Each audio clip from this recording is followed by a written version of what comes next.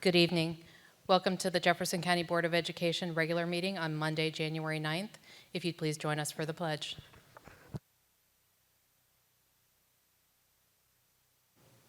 I pledge allegiance to the flag of the United States of America and to the republic for which it stands, one nation, under God, indivisible, with liberty and justice for all.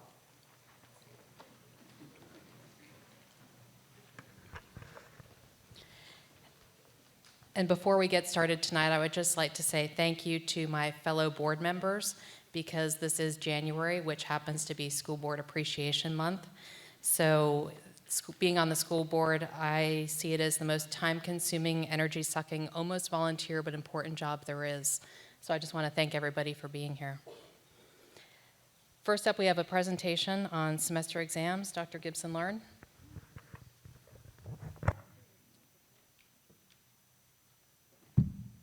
Well, first of all, I'm so very sorry that I didn't know it was School Board Appreciation Month. So congratulations, that's great. So I have a presentation for you on the semester exams. And what I want to do before I get started, and actually if you could pull up just the first blank slide. Thanks a lot. Jason, I appreciate you. Mr. Johnson, the man behind the curtain. A couple of things. First of all is I'm going to talk about semester exams. I'm going to talk about numbers and figures and percentages. I think that a lot of the emotion that's in the room tonight isn't actually predicated on these numbers and percentages. I think a lot of the emotion in the room tonight is predicated on feeling seen and feeling heard and feeling respected. I think that there are a lot of folks who have very strong feelings about their work and about children and what they do. And sometimes they come to a position where they have, and as we obviously have some disagreements on how that moves forward. I'm not going to speak about the no confidence vote. I'm not going to speak about the faculty senates. We have 2 exemplary faculty senate chairs. They'll both be speaking, I believe they'll both be speaking with you tonight, and they are more than capable of speaking for themselves. They're excellent teachers, they're excellent faculty, they care a lot about what they're doing. I'm just here to give you the facts on these, and there may be different explanations for these. People oftentimes, especially in these days, they look at the same facts and they take away different conclusions, a lot of times to support their preconceived notions one way or the other. But the least we can do is, as a school community, put the information out there, have a thoughtful discussion about it and about how we support kids and move forward from there, okay? So, Jason, if you could give me the first slide. So, we went through and looked at the actual semester exam scores at the high schools. We do have a few middle school students who take semester exams. We did not pull those in. That's a different, more complex process. We didn't want to muddy the waters. But for just our high school students, the average semester exam score at Jefferson High was 69.03, which is a D, and at Washington High, it was slightly higher, not much, by 70.06, which is a C. And there could be a lot of reasons for this. As I state, you can look at those. Jason, if you could go to the next slide. In talking to our instructional leaders about this, there are a lot of varying opinions, and quite frankly, I think all of them have merit. There are a lot of reasons. Number one, we have students who haven't taken a semester exam in 4 years. So they haven't really had a great deal of practice in cumulative study and test-taking skills for a large test yet. They're gaining those, but it's obvious they need some more work. There was the fact that the percentage for this test was lower than what might have been anticipated for a semester exam, and because it had less importance, students gave it less importance in terms of their studying and their effort. We also heard from many new teachers who were not in Jefferson County Schools the last time we gave semester exams. So 39 of our high school teachers are new to JCS since the last time semester exams were given. This is just under a quarter of our high school teachers. So they may not have had the experience of creating those and tying them back closely to their instruction or constructing them in ways for students that allowed them to show what they know best. And also, while everyone desperately, no one more than me, wants to be in a post-COVID world where we're, back to normal, right now there is just no such thing. And I wish I could say I see it on the horizon, and I feel like we keep fighting to get there. But we have a lot of cumulative gaps in instruction, and the remediation of those gaps is just taking an enormous amount of work. Our teachers are doing amazing work in trying to both move kids forward and backfill where kids are struggling, and they're doing it with shortages, and they're doing it without necessarily the supports that they were able to count on in the past in terms of substitutes, in terms of being able to go out for training, just because we have such massive manpower shortages. So all of those are potential factors leading into the performances on the exams. So if you could go to the next slide. So one of the things that's come up was essentially on its surface, this was a discussion or a debate about 10% rather than 3%. Obviously, in speaking with the board chairs, the faculty senate chairs, my policy recommendation had been 10% because that was what the discussion was with them. So we went back and looked at what the difference would be if we had used 10% rather than 3%. And we only looked at whether or not it would have resulted in an actual grade change, meaning a C, D, A, B, those grade changes, not whether just your grade percentage changed. If it changed from an 85 to an 86, that's not a grade change. But in terms of an absolute grade change, 89% of the grades would not have changed one way or the other, whether we used 10% or whether we used 3%.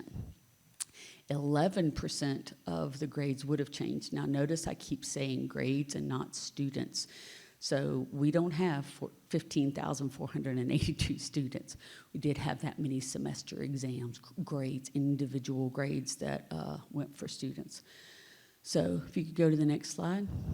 So this is just a graph of that differential showing that the vast majority, 89%, would not have changed one way or the other in terms of grades. So you can go to the next slide, Jason. So of the ones that would have changed, given those scores that you saw in the beginning, the 69 and the 70, the vast majority of them would have changed for the worse. Overall, 1,460 grades would have dropped, and 206 of them would have gone up if we had gone with the 10% rather than the 3%. So that's just under 10% of all grades would have dropped at the high school level. Now, let me just say this for the record. Kids' grades dropping is a difficult thing, but it is a reality. Things that can go up can go down. And if it is an accurate measure of their performance, that's okay. We're not here to hand everybody a trophy. We're here to educate kids. Having said that, we're here to do it in ways that are meaningful and in ways that we've prepared them for the greatest opportunity for success. So you can go to the next slide. That's just a graphic of what percentage would have gone down versus what would have went up. You can go to the next slide.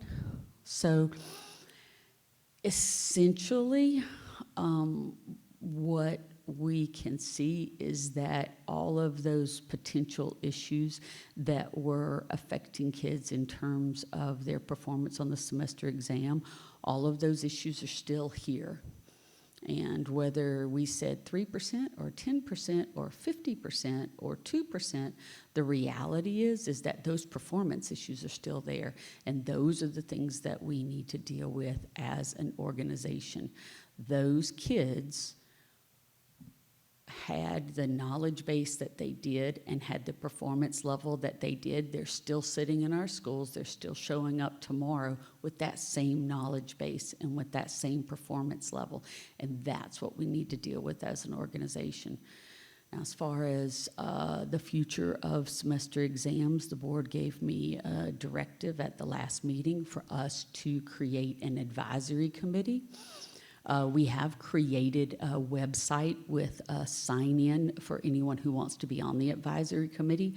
We have not turned that on for the public yet because later on tonight, the board has an agenda item where you're looking at creating additional advisory committees, and we want there to be a one-page, one-stop shop, so whatever advisory committees you have on there, people can go to that page and sign up for them. They could sign up for multiple ones or however they wanted to. So after the board makes those decisions tonight, we'll turn that sign up for the advisory committee on later on this week. So with that said, I'm happy to take any questions from the board. Dr. Joy.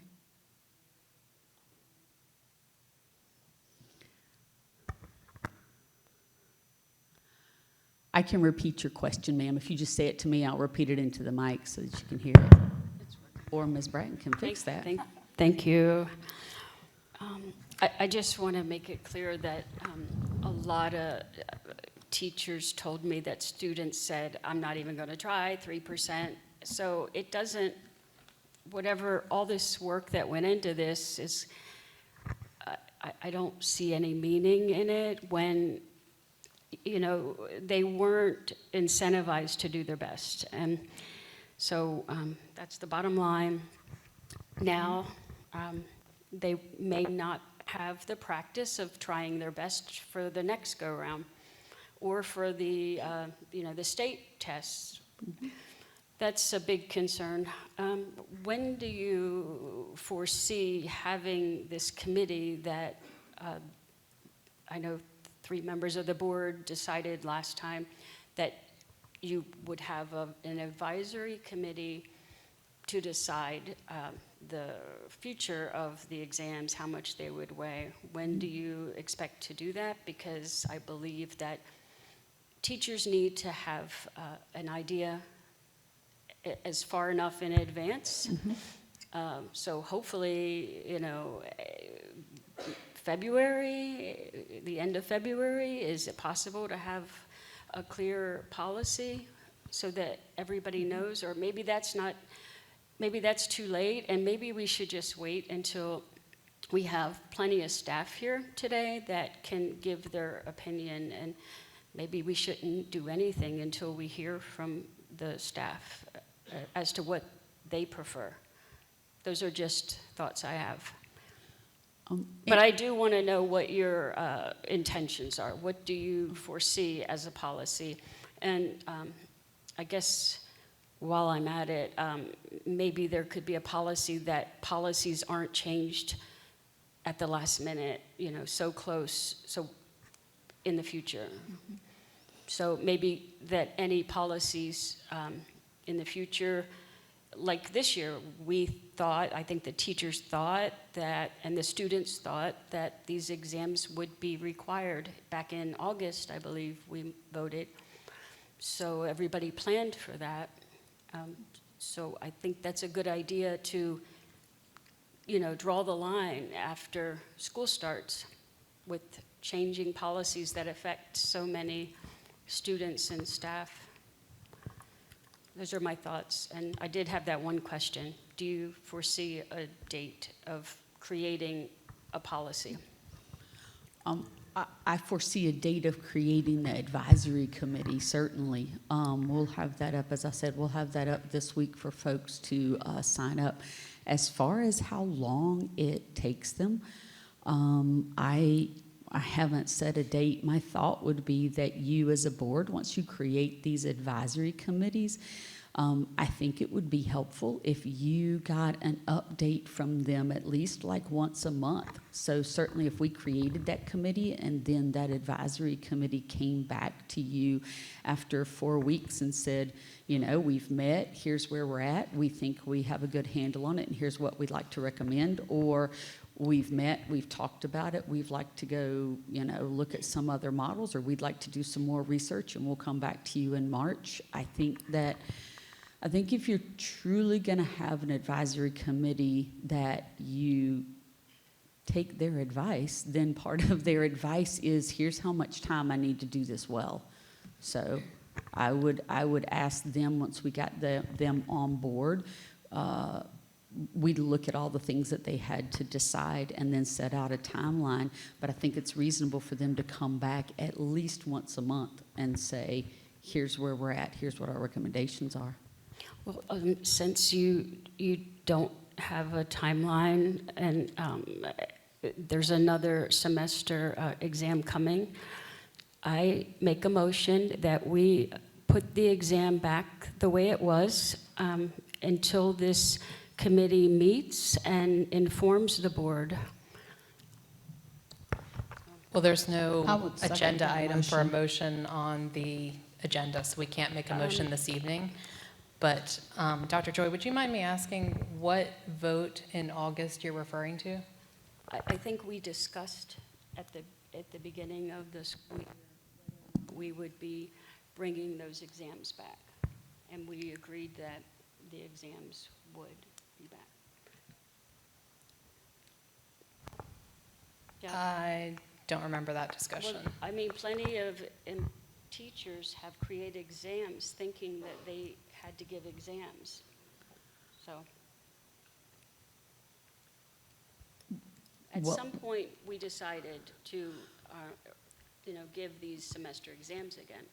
So our policy, our standing policy regarding semester exams was there. We simply have not, we've made the decision not to have those semester exams the last several years based on COVID. So there wasn't a quote unquote vote from the board or a policy change from the board in August.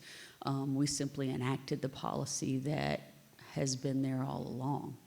Yeah, but so everybody had the understanding that there would be an exam in December. It would count 1/7. So that's the bottom line, whether it was August or whenever it was. It existed, and so that's the issue. And so if we are discussing an issue, I had requested that this be on the agenda, and there was no response, as usual. So how do I get that on the agenda, or how does a citizen get something on the agenda? Because it's this continuous cycle of a few people can get something on the agenda, and the same people control the vote.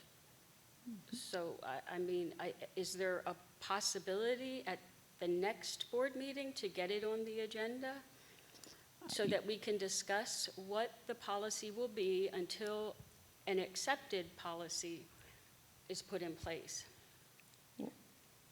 If you are asking an advisory committee to meet and advise you, No. I would hope I'm that. asking if we can get this on the agenda. That's all I'm asking. Like, how can I get it on the agenda, or an employee get it on the agenda?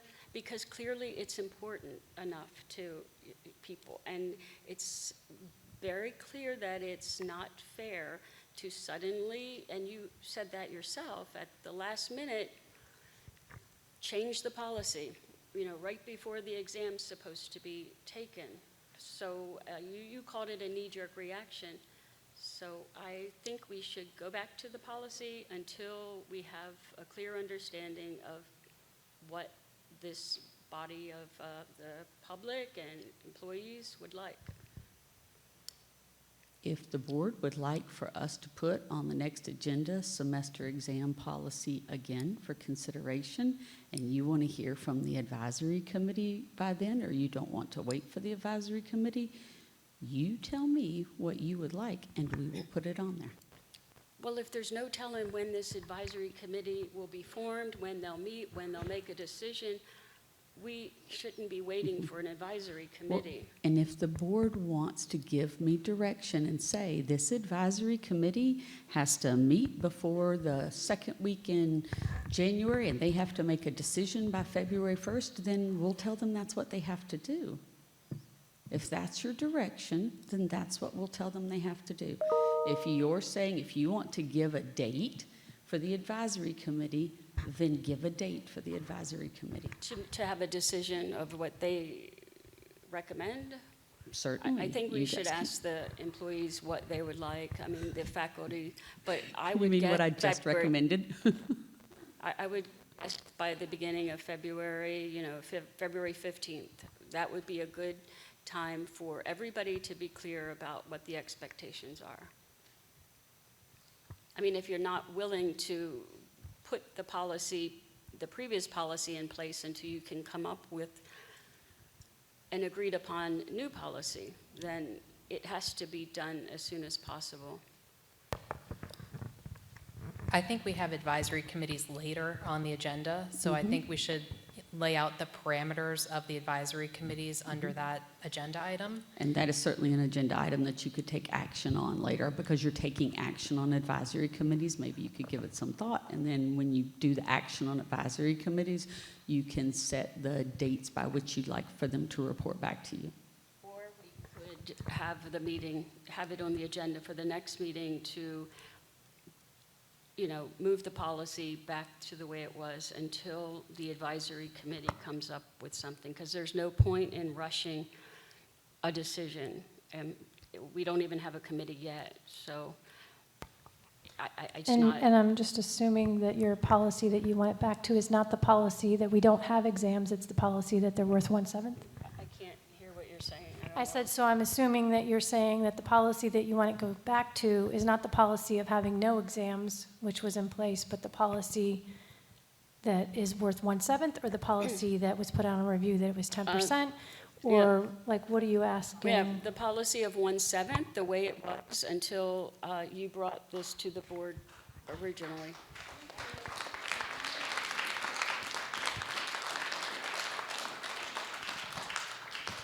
I would like to just say that, Dr. Gibson, while you were giving your presentation, you stated that, once again, that our children, our students weren't ready. Well, I believe that we have to trust our teachers and know that they prepared the students to take the exams that they had put together, as well as study guides. So I just want to say, to our teachers, thank you, because you did put a lot of work into what you did, and just know that that is appreciated. Also, I'd like to ask this question because part of the reason for low weighting the exams, is what I will call it, is because a lot of students, you say, haven't taken the exam in 4 years. So when we have students who are coming from our middle schools that are coming to our high schools, do we say, oh, our 9th graders won't take the test, our exams, because they've never taken an exam before? Or do we prepare them to take the exam and give it to them as all the other students? Absolutely, yes, ma'am. We prepare them, when we take them, we give it to them. Yes, ma'am. Thank you. And also, I just want to bring this to your attention as well. So we're preparing our students for, universities, for CDL tests, for nursing exams, et cetera. With that being said, I don't believe that they are dropping weights to their exams. So I believe that we, and Jefferson County need to prepare our students for the after high school in order to take exams for different positions or for universities. Yes, ma'am?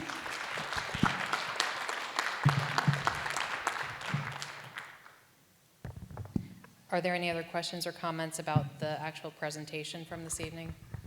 Yeah, my comment is, so is this board going to give the directive that we put this issue on the next agenda? Anybody support that idea? I personally, I support it. I definitely support it. I don't see any benefit of putting it on the next agenda to make a change without listening to the advisory committee. I think we voted to create an advisory committee. We need to have the advisory committee and then take the advice of the advisory committee. That's my thought on it.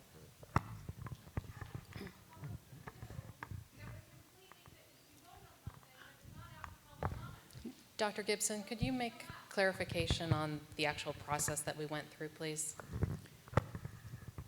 Okay, when we put semester exams on the agenda for consideration for a policy change, I met with both of the faculty senate chairs and asked for their feedback based on concerns that the children weren't prepared. And after a good discussion with both of them, we reached the understanding that we felt like 10% would be a reasonable change. Brought that to the board with a recommendation for 10%.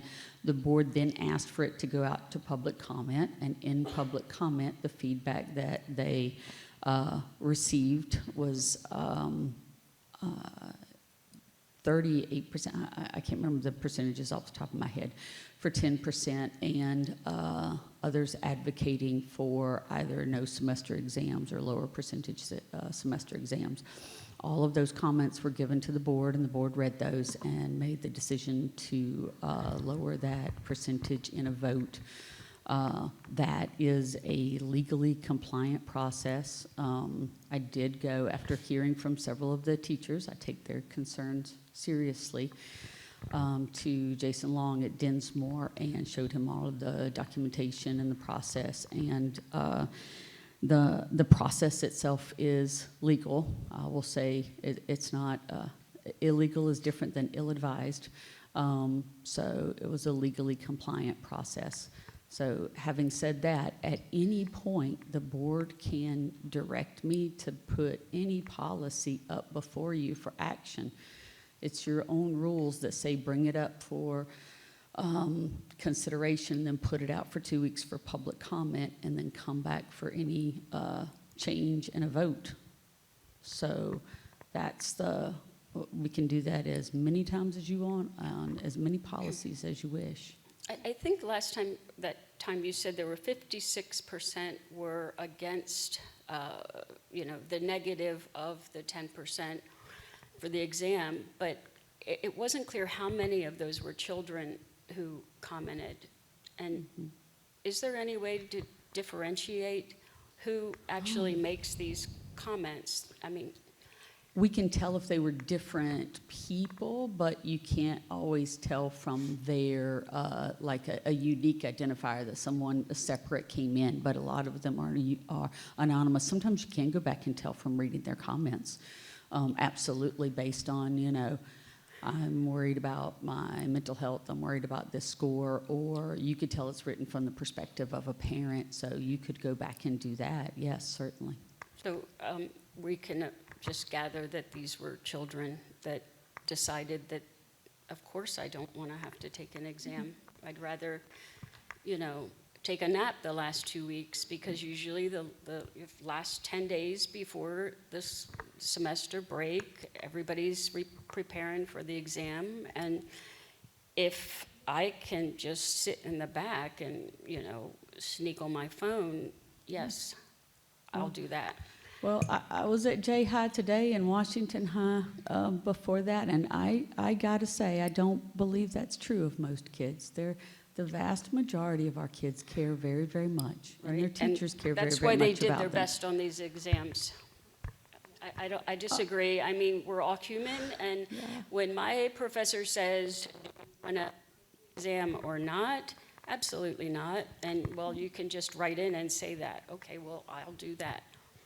I mean, this is, again, it's not valid or reliable, this presentation, you know, it's that, taking that kind of poll from children is not legitimate.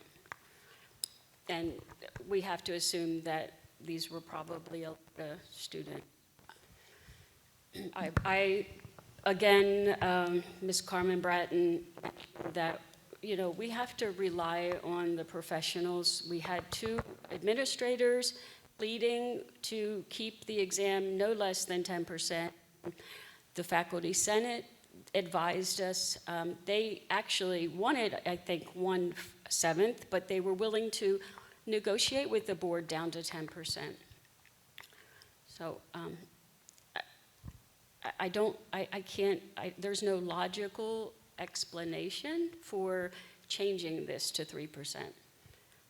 And there is no logical explanation, given the fact that so many teachers are so upset that they did votes of no confidence, that you would continue to refuse to reconsider this vote. I believe that it's poor judgment. Ma'am, you're saying as if I'm continuing to refuse anything. I'm not. I'm the one who can't- brought you I didn't hear 10%. you. So, I'm just speaking in general to the board. It's Okay. frustrating because I don't understand it.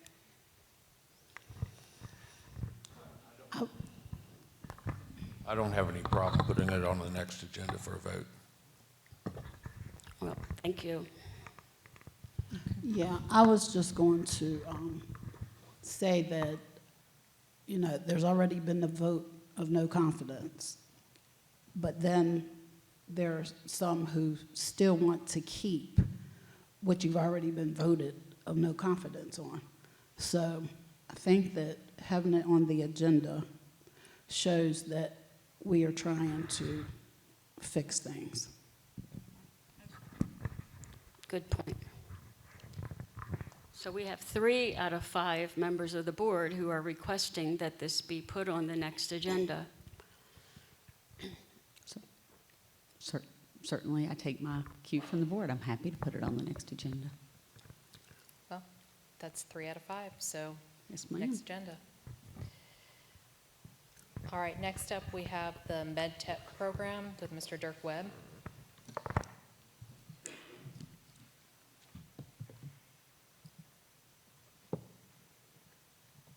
Good evening. We wanted to take a few minutes and present an opportunity that has come to us, a partnership with Jefferson County Schools, the West WVU Medicine, and also the Education Alliance. And Mr. Webb is here tonight to give you some details. We feel this opportunity will greatly benefit our students' future, but also help support the needs of our local healthcare system. So I'll turn it over to Mr. Webb.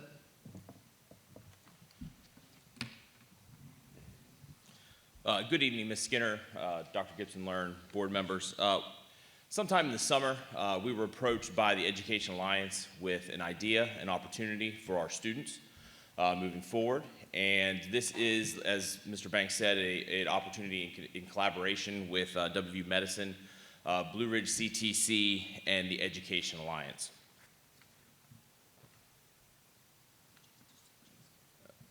Jason, do you have that PowerPoint?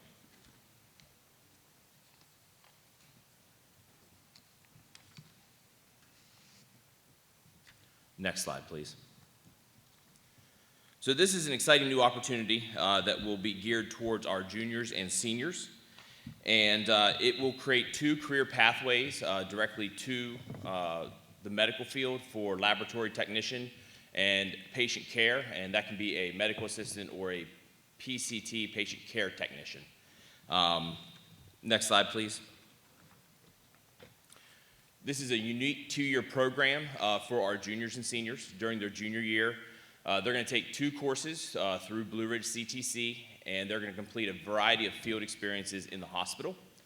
Their senior year, which would be considered their second year, students will either be able to select a laboratory tech or the patient care tech, and then their senior year will be focused on that direct pathway. There'll be about 2 or 3 courses from Blue Ridge for these pathways, and the hope is at the end, or the goal is at the end of their senior year, they're going to be able to sit for the exam for that pathway, and that is the ultimate goal.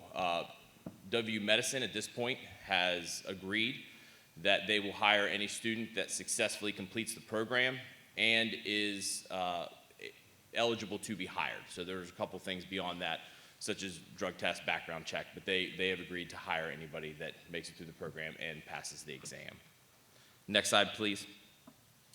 So what makes this program different from some of our other programs? One, it is a direct program direct to hire for the hospital. We'll be one of 2 counties in West Virginia to have this program, Mon County being the other one. And the seniors will complete a paid internship during the 2nd semester of their senior year. So as some of our students get out half-day OSE, these students will take their courses in the morning and then be at the hospital for the second part of the day during their senior year 2nd semester, paid by BoE Medicine. And as I pointed out again, BoE Medicine is committed to offering them jobs post-graduation. Next slide, please. As far as funding goes, we have worked with the Education Alliance to submit a grant for $960,000. The hope for this is that we will be able to outfit the classroom as well as clinical sites, and JCS's portion on this is to provide transportation for students to and from clinical sites, to and from educational opportunities. There are other avenues that we pursue. Obviously, submitting a grant is not a guarantee. So we work with Blue Ridge and BoE Medicine to secure backup funding should the grant not succeed. Next slide, please. The rollout from this point, tomorrow we will upload a short video into Canvas created by BoE Medicine to recruit students, to educate them on the opportunity that's going to be presented for next year. BoE medical staff and myself will be at both high schools, Jefferson High on Wednesday and Washington High School on Thursday. We'll be at their lunches answering any questions that students may have and handing out informational text, ways to sign up, application process. There will be an application process as the program can only take so many students each year. And so, being at those high schools those 2 days, we're going to answer the questions students have, get them signed up if they would like to, and then the students would sign up with their counselors during their normal scheduling, later this month. Classes will start in fall of 2023, so fall of this coming year, and this will be our first-year students. We will offer this to both juniors and seniors the first year, with a little bit of a priority going to juniors, as they will be able to complete the entire program, whereas a senior would only be able to participate in half of the program and then wouldn't be necessarily eligible for sitting for that exam because of hours and everything like that. Did you have any questions? I have questions. Sure. I think I missed the part, how much does it cost? Did you say we are responsible for just supplying transportation, or are there other costs? The first year, we would be responsible for transportation for And- students to and from the clinical site, similar to our Grow Your Own program right now, where we transport them to and from Shepherd. But Blue Ridge's faculty will be on site. And the second year? You said the first year, is it changed the second year? The second year is a little bit of an increase in transportation because we may be going to 2 clinical sites, but transportation will be Jefferson County's. But that's still the primary. only expense, transportation? Correct. And is that during the school day? Correct. Yes, ma'am. And how many credits do they get? So, being that this is not a bachelor's degree program from Blue Ridge, it's not necessarily a credits-based program. This is more of a certification. So they're taking the courses that the student would take at Blue Ridge and combining them into 4 classes. So as in Grow Your Own, where we have a course, Shepherd has a course. This will be a little bit different in that we're not lining up with necessarily a course from Blue Ridge, but they're providing a variety of trainings during one of our class periods. So the application process, they would already have to have had enough credits in order to participate? I'm just trying to understand, how are they going to get any credits that they need to graduate? So they would still receive their standard high school credits. I'm sorry, when you asked for credits, I thought you were implying dual enrollment college credits. They'll still So be do they- enrolled in a class. Do they go there at 9 o'clock in the morning and stay all day? What does it look like? How much time is spent there? So a junior next year would take their normal 4 to 5 courses or classes during the school day, and then their 6th and 7th period, they will be enrolled in these 2 classes. Okay. So they still have time to get any needed credits during their senior year? Yes, yes, ma'am. And this program, MedTech, it's not just to get a bunch of bodies in a low-paying position. Are there opportunities for them to move on in the medical field? There is a career advancement, and one of the main things that we were looking for when we were selecting the positions that the program was geared towards is these are not entry-level positions. A high school student just simply graduating with a high school degree would not be eligible for these positions without the certification and the training provided in the program. But it just sounds like these are med techs, so I'm not hearing that it's an opportunity for them to move further. A lot of students might. I'm just trying to understand the value for most students. This sounds like a vocational technical type program. Is that correct? So the program, to a degree, is centered around CTE courses. Okay.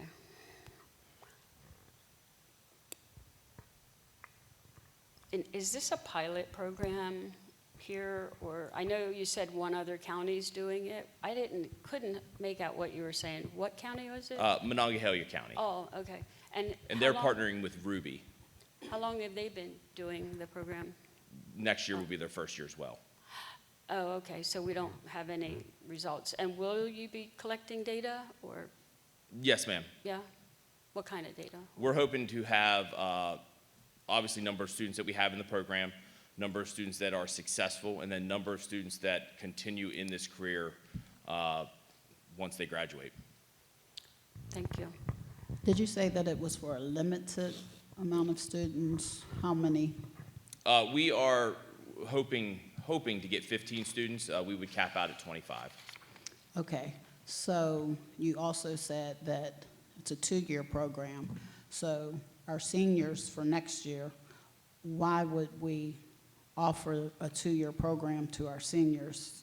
Why not just 15 to 25 juniors who are able to finish the program? Certainly, yeah. We would offer this to juniors first. It would be in their best interest as juniors. However, if we do have seniors that want to go into the medical field and we have openings within the program, even though they may not end up with the certification, it would give them the experience to give them a leg up as they enter whatever it is that they want to do in the medical field after their graduation.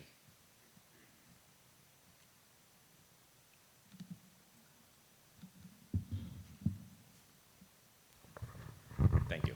Thank you very much, Mr. Webb. We appreciate it. Next, we have the Deputy Superintendent for Instructional Support update. Mr. Banks. Okay, so we have some folks with us tonight who have been instrumental in putting together our classroom management framework. If you remember, back in the spring, we had a focus group of teachers, both new teachers and veterans, who came together to develop a list of the most needed professional development, and of course, classroom management rose to the top. We have presented this already to our new teachers. Then we also did a follow-up to our long-term substitutes. Currently, just recently, we did the same presentation to our principals so they know what their teachers are being trained on. And then in a couple weeks, we will follow up with the assistant principals and then catch up all the teachers that we've hired since October. Our instructional support facilitator, Katie Hillman, is here tonight to introduce our teachers who've been doing such a fantastic job with this professional development, and also tell you a little bit about the training. Katie? Thank you. Good evening. Our classroom management framework has two main components: building relationships and connections, and classroom management strategies. In the folders, the yellow folders up there, you can see on the left-hand side is our actual presentation that we used during the workshop, along with handouts and activities that we do during the workshop. And on the right-hand side are additional resources that the teacher can look at on their own, or they can reach out to their academic coach for additional support in those areas. Tonight we have Shayna Bush, who is a math teacher at Harpers Ferry Middle School, and Keith Moody, who is a social studies teacher at Charlestown Middle School. Both of these teachers are presenters in this classroom management framework, and they're going to share with you an overview of what the workshop looks like and the why behind it. So Shayna, do you want to come up? And next slide, please.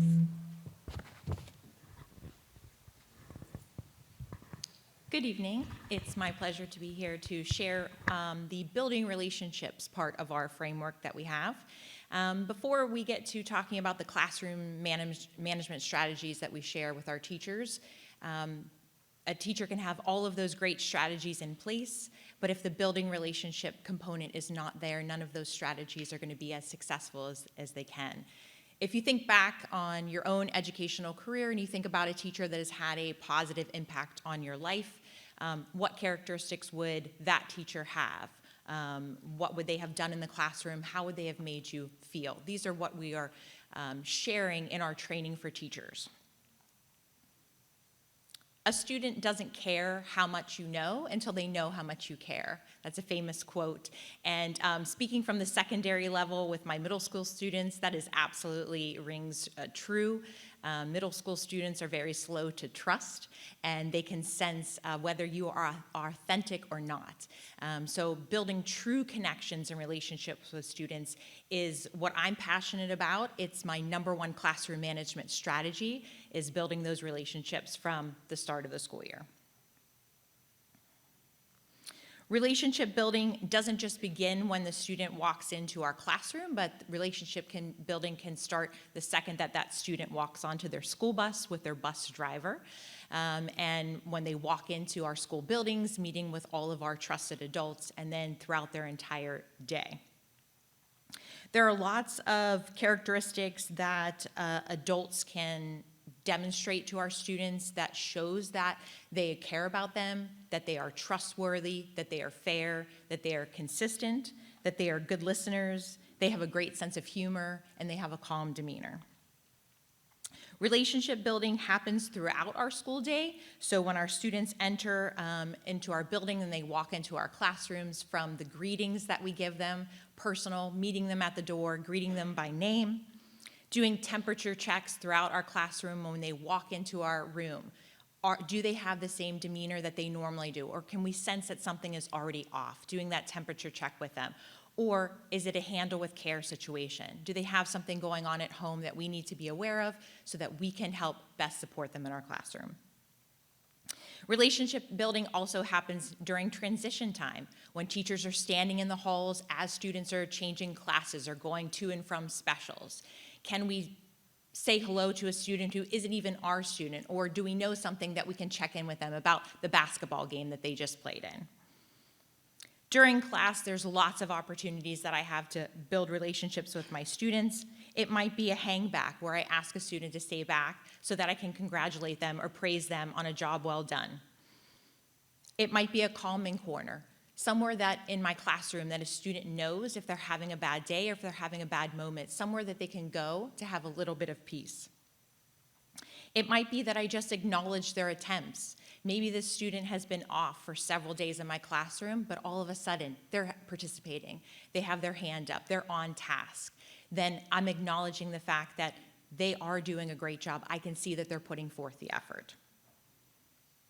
And lastly, just making general connections, finding out about what a student's home life is like, or what activities or sports that they're involved in, something that I can connect with them or ask them about, or show up at a sporting event so that I can cheer them on from the sidelines. Also, the end of the day is a great time to build relationships when our students know the clear routines and expectations that we have for them. I try to remember that every day is a new day with a reset. So even if that student walked into my classroom the day before and they had a completely off day, today is a fresh start. It is a reset where we treat each day with a brand new day and a fresh start for that student. We never know where a student is coming from or what they're walking into our building with. What was their night like at home? What was it? Did they get any sleep that night? We're not sure. We have to meet our students where they are and to make those necessary connections. And to know that every single student has the absolute same potential for success. And I try to remember that I never know exactly the amount of positive impact that I'm having on my students. And for this, I'll take you back for a little short story in my life. So a long time ago, I used to be a 7th grader, the same grade that I teach. And I went to a school in Western Pennsylvania. And there was a student, a boy in my school, who was by far the worst student that we had in that school. He prided himself on getting the most detentions, spending the most time in the principal's office, and being disrespectful to his teachers. But his teachers didn't know what type of impact that they were having then. And me, as a rule follower, was absolutely appalled by his behavior. Well, I went on to marry that boy, and I have to say that he is the greatest man that I know and the greatest person that I know, and by far my better half. So it goes to show you that you never know what kind of success a student will have, no matter what they are showing you that day or that year in your classroom. These are the types of things that we try to share with our teachers in our building relationships component. Thank you. Next slide, please. Thank you. Good evening. The second part of our workshop that we focus on is the classroom management and effective strategies to attain that classroom management. What we do, and this goes hand in hand with the building relationships, I think every teacher will tell you that the most effective strategy for classroom management is the relationships that Ms. Bush was just talking about. Once you have those, then you can explain to them that mutual respect, that why we're doing this, as opposed to just standing up there and demanding it. One of the things that we do with our workshop is we align very closely with the APL strategies. I can speak firsthand shortly after changing professions and becoming a teacher. One of the most effective strategies or effective trainings that I attended was the APL training. One thing I think colleges do a very good job at preparing us for is the student engaging activities, the technologies. One thing that I think where we could kind of improve upon is the actual classroom management. If you think about a student teacher, when they come into a classroom, the classroom management's already established. They just have to simply maintain it.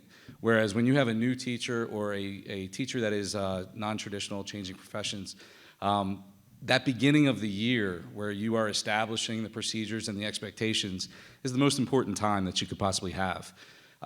APL likes to talk about how you're only going to get what you teach.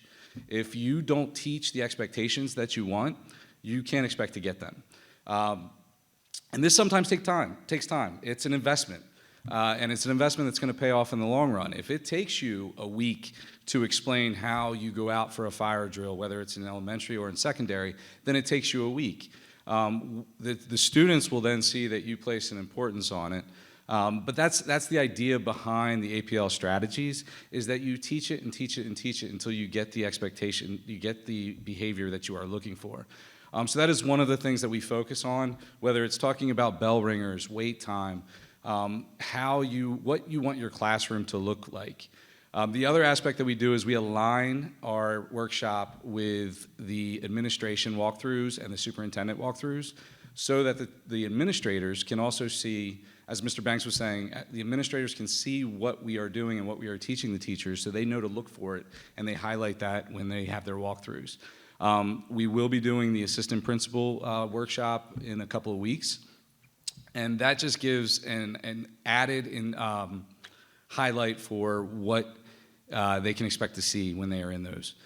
The third and last thing that I want to talk about is you can have all the effective teaching strategies in the world. You can use all the effective technologies. But if you don't have that established procedures in place, you're never going to get there. You're never going to get to the station work. You're never going to get to the group activities if you can't trust that you have established those expectations and guidelines in advance. This is all kind of why we focus on the why. Why are we doing what we're doing? What are we there for? And how can we improve upon it? So at this time, I believe we will take any questions if you have any.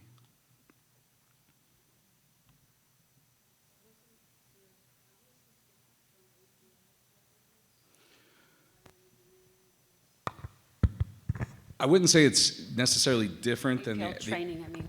the elements of APL are all incorporated in our workshop. So I wouldn't say that there's necessarily any difference in terms of what we're focusing on. There's 7 main categories with the APL training. It's just a matter of us highlighting it and using, we also tailor the workshop to the audience. For example, if we have more elementary teachers at the workshop, then we are focusing more on the elementary aspect of it and what, while they might not have bell ringers because they have the same students all day long, we focus on, what effective strategies they can use. In secondary, it's a lot different because we see, our students see 8 teachers a day maybe. And all 8 teachers aren't going to have the same expectations, whether it's something very basic and minor on how do you sharpen a pencil, or if it's something more complicated in terms of, how you submit an assignment over Canvas or, something along those lines. So it works in hand with the APL strategies, and it's not necessarily different, it's just building on those. Do teachers still get the APL training? Turn it over to Mr. We have just started this year. Our hope is that we get to all teachers in the system. Right now, we're starting with new teachers and long-term subs. But we want to continue to offer this every summer so that teachers can sign up and be trained in Instead of this. APL? That's No, my this question. is our Jefferson County model. It just Right. happens to have APL strategies as Right, part so of it. does the APL not exist, or is there a reason why you don't do that training? It does. It's a week long, just on APL strategies. So we wanted to do our own version of it. Our training lasts a day. We're giving you a 10-minute overview tonight. We have done versions of it which are 2 or 3 hours. But what we did was we just put this together based on the needs of Jefferson County. Can teachers still take the APL training? We have worked that into our program. So the answer is no? That answer is no, yes. So when they used to be able to do a week if they wanted, now it's 1 day? Yes. And now it's with all the subs? Is that correct? It's with all the new teachers and all the long-term subs, yes. I don't understand that. What's the reason for not doing longer training or at least APL? How can they possibly get? Well, part of this is the training is a day. Keep in mind that we have academic coaches in our buildings, so they're out there supporting our teachers with the training. So they're extending it beyond just the training that we've done. Do service personnel, do they have access to this training as well? We have not worked in our instructional aids yet, but we plan to. When's that going to be? We're going to offer that. I don't know that we had instructional aids this summer. Did we have aids? But we plan to offer that this summer for instructional aids. Okay, thank you. Thank you. Any other questions? Thank you very much. All right, you're welcome. Next, we have the approval of the minutes. Is there a motion to approve the minutes from the regular board meeting held December 12th, 2022, and special meetings held December 12th and 19th, 2022?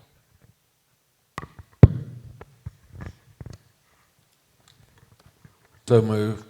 Thank you, Mr. Osborne. Is there a second? Second? I'm sorry, who was that? Second? Thank you, Dr. Joy. Any discussion or questions? Yeah, I have some. The second of the 12-12 special meeting, this is to do with the board policies. I guess it's not necessarily the minutes, but I just want to clarify, these corrected policies are online that we've been looking at? Those are the most updated ones? Is that accurate? Yeah. Because there's a couple that don't reflect what we agreed on in the meeting. So I didn't know if those were because it was an error or...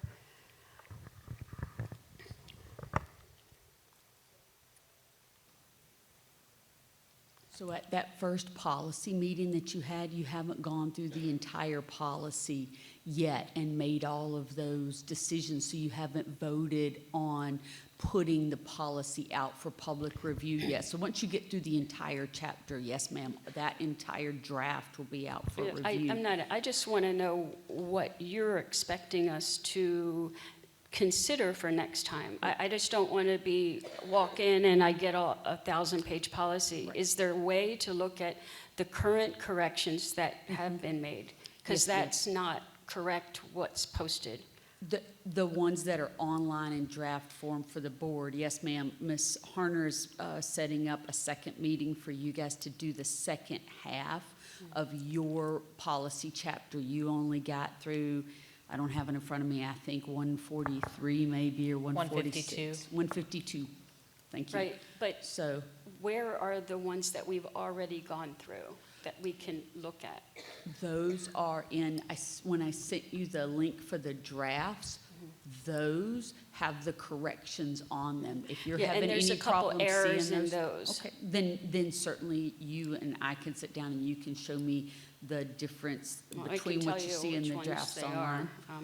Yeah, it's we still- can go back and do any of those that you have, certainly. Just want to make sure that it's just a lot at one time when Yes, we have ma'am. this meeting to see 1,000 policies at once, and then and then it's maybe late in the day.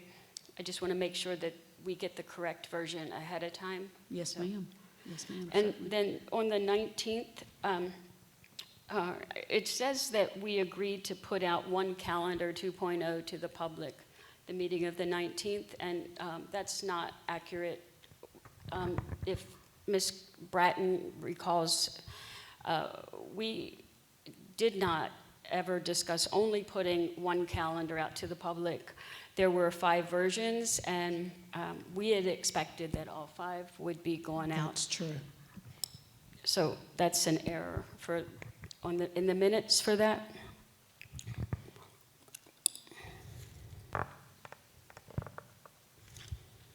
I recall that we were putting out the calendar committee's recommendation. I recall that we were reviewing 4 calendars.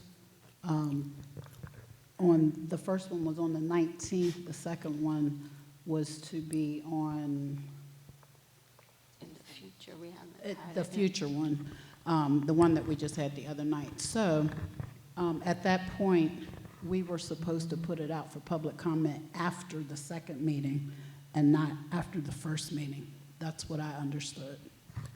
Right, yeah, we hadn't even agreed to put it out yet. I asked, are we going to put this out for public comment? I was told, no, we're going to have a second hearing first. And then somewhere in the middle of the Christmas break, teachers reported that they received an email that there was this policy, the calendar to vote on. So it was a surprise to me that a calendar showed up, but then again, it was only the one version. So, I mean, my question on these notes is that, this calendar 2.1 was the only one we agreed to put out. And I mean, if you're going to say that we agreed to put something out, then at least definitely we didn't agree to just put one out, because that wasn't even a discussion. So, Ms. Ogden and Mr. Osborne, do you remember? You were there in person, so. I don't remember the specific wording of it.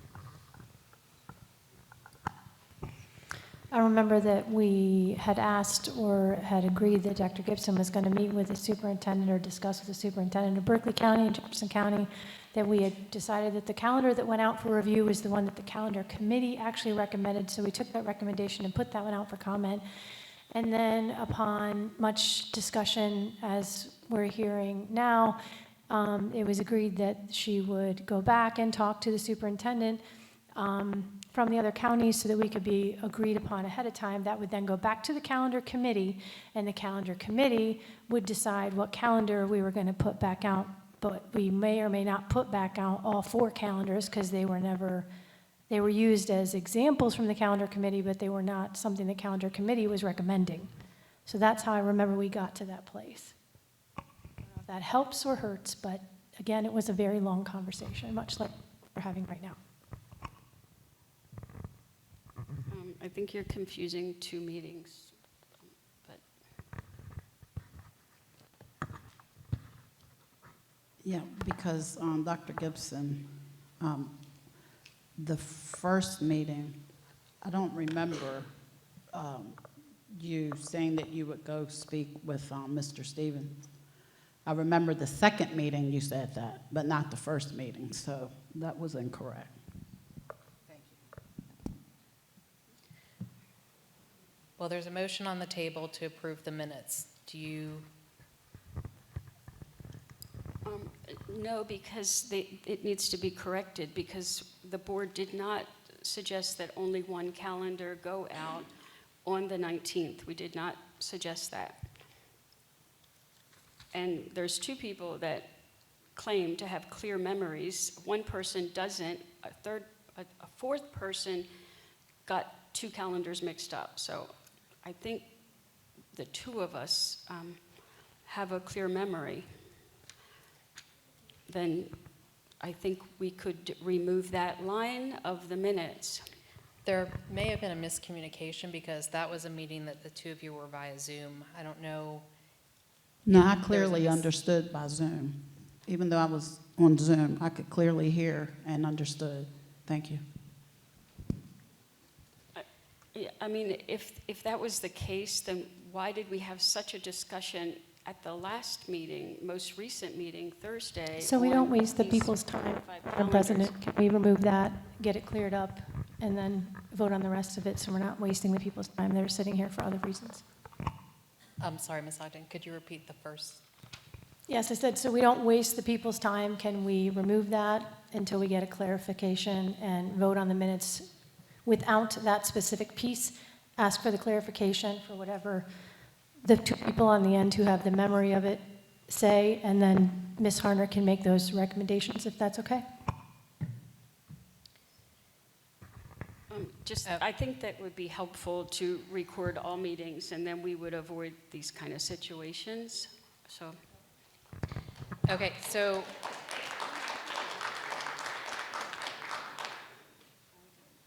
Mr. Osborne, do you have issues striking the sentence that says the board requested that the committee's recommendation calendar 2.1 be posted and sent out for public comment? I have no problem with that. Okay. Dr. Joy, do you have issue taking that sentence out?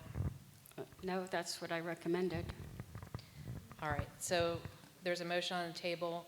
All in favor of approving the amended minutes, say aye. Aye. Aye. Opposed? Thank you. Next, we have citizens' comments. The first one this evening is online. It's Ms. Bobby Block. And Ms. Block will be followed by Susan Hoover.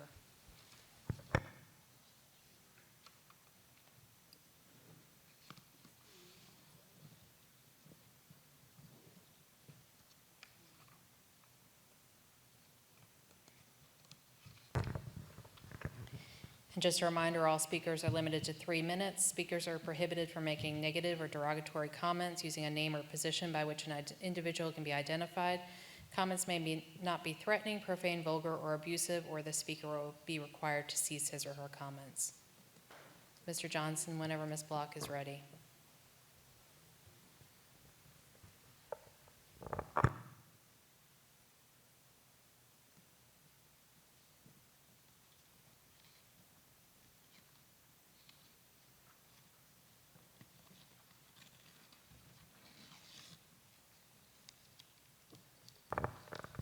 Ms. Block, can you hear us?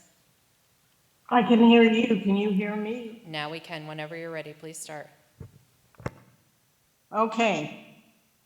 We must insist on environmental justice. Rockwell has deep pockets. They need to use the funds from those deep pockets to protect our children. Our children deserve clean water, air, and a healthy environment. There is no excuse for anything less. Demand that the Health and Human Risk Assessment, HHRA, be initiated. Lack of action can result in the BoE neglecting the due diligence and threatens the safety of our children. The fact that our children's health is being challenged, especially those children with asthma, is inexcusable. The most vulnerable among us need your positive, proactive intervention, no matter the depth of Rockwell's pockets. Gaslighting or bullying, our faith is deeper and we trust the golden rule. Rockwell needs to be questioned by the BoE's implementation of the HHRA, which will help protect the health of our children and community. Rockwell has chosen to limit its actions in protecting our children because of corporate greed and their bottom line. Faith teaches us that our students are worth much more than the corporate finances of a foreign company. The BoE's bottom line needs to be the health, safety, and welfare of our students and community. To quote Hamlet, something is rotten in the state of Denmark. Now you're accountable for the welfare of our students, and in turn, you can demonstrate the heart to overcome the rotten toxins manufactured by Rockwell in the production of mineral oil, as has been illustrated and submitted to the BoE's record on numerous occasions, be drone pictures of sinkholes. Mary Reed's YouTube explaining all of the awful toxins and poisons released into the water, air, and soil. Written testimony, including detailed data with links, plus pediatricians highlighting the threatening aspects of Rockwell's operations. Please have the courage to move forward on the HHRA. I understand you don't have the authority to stop Rockwell's operations. However, you have the power to stop Rockwell's form of operating in a manner that is hazardous to the health of our local citizens, especially those with respiratory challenges. Focus on the best interests of our children. Shine a light on Rockwell's toxic behavior. Thank you, and Ms. have it Block. We corrected. appreciate it. Next is Susan Hoover, followed by Karen Buck. Good evening, board members. Good evening, Superintendent. Thank you for this opportunity to speak to you tonight. I am Faculty Senate President of Washington High School. I'll be reading a letter composed by us to you. It is dated Wednesday, December 21st, 2022. To the Jefferson County Board of Education, today, Washington High School's Faculty Senate passed unanimously a vote of no confidence in Jefferson County Board of Education members Laurie Ogden, Mark Osborne, and Kathy Skinner for their approval of policy change in semester exam grade weights on Monday, December 12th. We do so for the following reasons. The action appears to be in violation of board bylaws 1.12, policy development and change, that states substantial change must be put out for public review. Board members voted on a change in semester exam grades, 3%. That was substantially different from the proposed weight of 10%. That was put out for public review on Monday, November 28th.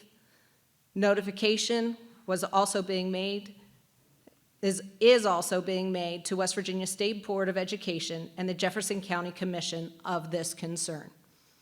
The vote disrespected the daily work that teachers do and their professional judgment, as well as the educational experience of Jefferson High School students in their preparation for real-world requirements, and undermined the mission of Jefferson County Schools, which is, and I quote, "Through excellence in teaching and learning, Jefferson County Schools will ensure that all students value themselves and others, contribute to their community, and succeed in a global society." The vote demonstrated a lack of best practices in creating a coherent academic experience. As such, decisions need to be made for an academic year begins not days before semester exams are set to be administered. The vote dismissed professional feedback from high school administrators and faculty representatives, and relied on comments from a relatively small and statistically insignificant proportion of the general public. In closing, we wish to call out the lack of professional respect of said board members. Decisions about exams and grade weights can be debates on their own, but the timing, manner, and message sent by the decision on Monday, December 12, were all unacceptable. Sincerely, Susan Hoover, President, and I'm proud of my Washington High staff. Thank you.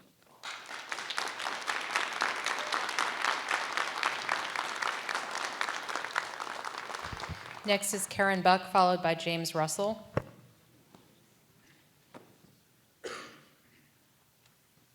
So we're lowering the graduation standards test weights to 3%. Brilliant, absolutely brilliant. So why do this? Why lower the high school test weights down to 3%? We've already heard the Darvo explanation in support of this, blaming COVID and everything else. But here's my opinion. Could it be to hide the plummeting test scores for decades? Could it be to personally benefit someone? Could it be because it looks good on paper? Jefferson County schools have plummeting test scores, and all of a sudden, they can graduate every single high schooler. Everyone gets a trophy. Okay? Now bear in mind, everything is about money with these people. They don't make a single decision without considering the money factor, and they know exactly what they're doing. I believe that, among other things, this is an attempt to improve the bottom line by decreasing the number of expensive teachers on the payroll, making them feel insignificant. Maybe they'll quit. What a slap in the face to our teachers. And what kind of a message is it sending to the students? If students can take their lessons on the computer or Google Classroom and using that ridiculous Amplify curriculum, then all you need is a less expensive substitute in the classroom. Now, no offense to substitutes, we're purely talking money here.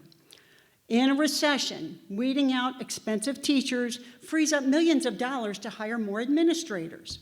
And bonus, weeding out expensive teachers eliminates the problem of having to deal with those uppity teachers and their annoying faculty senate, right? Regardless of how this debacle is explained to us by elite academic hogwash, we know BS when we hear it. Our teachers and parents have every right to be pissed off and fight back. And some of you should resign immediately, not for incompetence, but for dereliction of duty, malice, financial irregularities, and expert gaslighting. You have a blessed evening.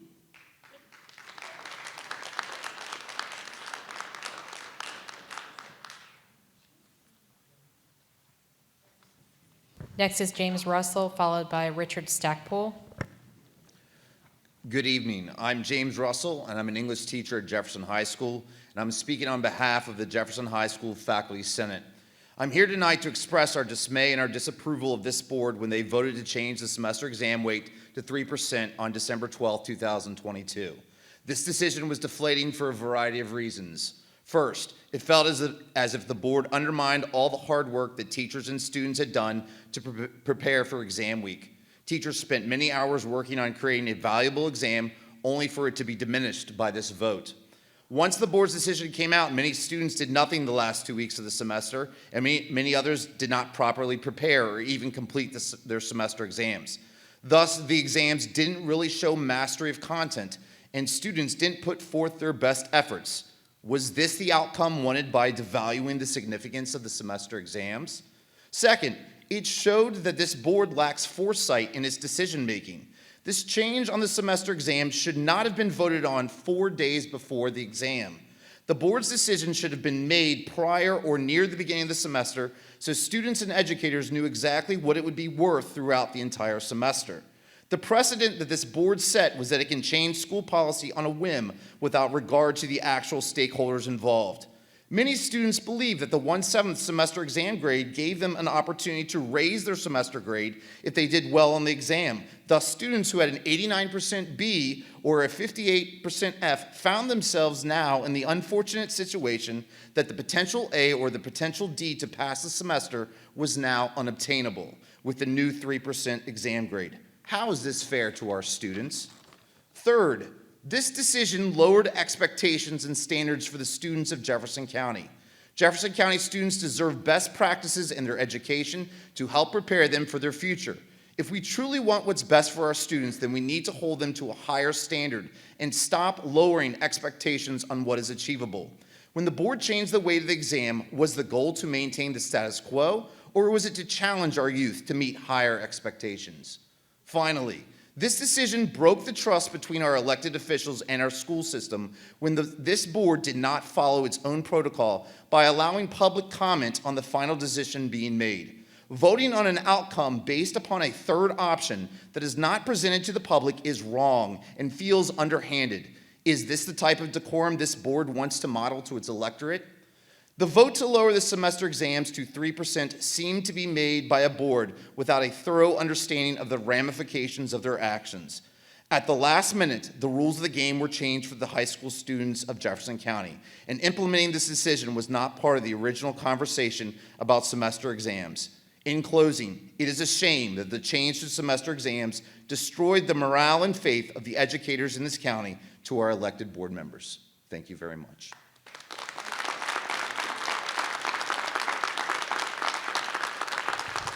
Next is Richard Stackpole, followed by Joanne Curran.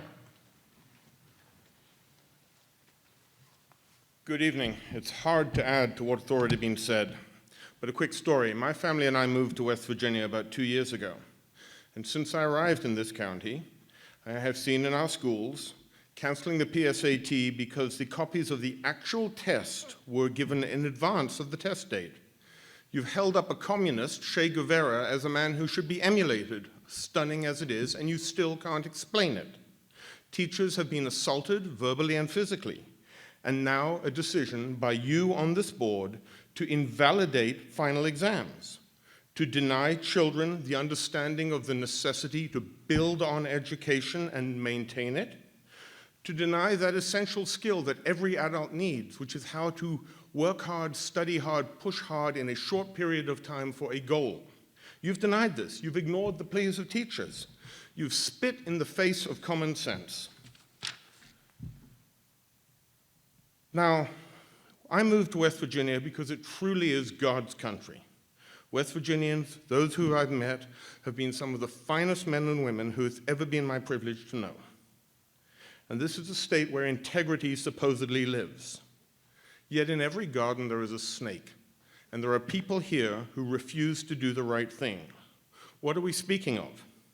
Well, when a man or a woman so outrageously errs that they undeniably disadvantage the futures of children, damage their education prospects, and diminish their ability to succeed, something that you did when you voted on this, they should resign instantly, tonight, here and now. And failure to do this speaks volumes, not of West Virginia education, but of you. Good evening.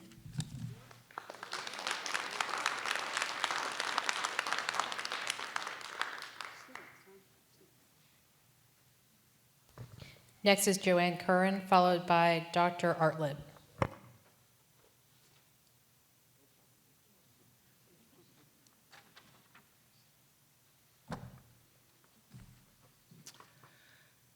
We now see that Board President Skinner and the superintendent didn't put the elephant in the room on the agenda because it couldn't be discussed if it wasn't on the agenda.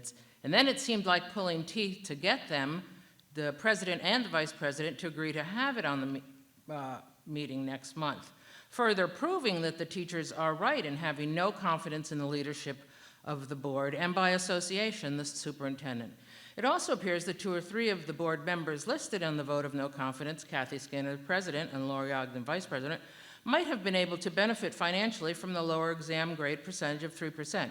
Whether this is true or not, it would seem to be a conflict of interest, and therefore these 2 board members should have recused themselves from the original vote, even on the appearance of impropriety. By the way, I looked it up. The common, normal, and decent response to a vote of no confidence is for the accused to step down and resign for the sake of the organization. That is the thing that those with true concern and integrity would do. The common, normal, and decent response to a vote of no confidence is for the accused to step down and resign for the sake of the organization. Now, with whatever time I have left, I'm going to speak for someone who couldn't be here tonight.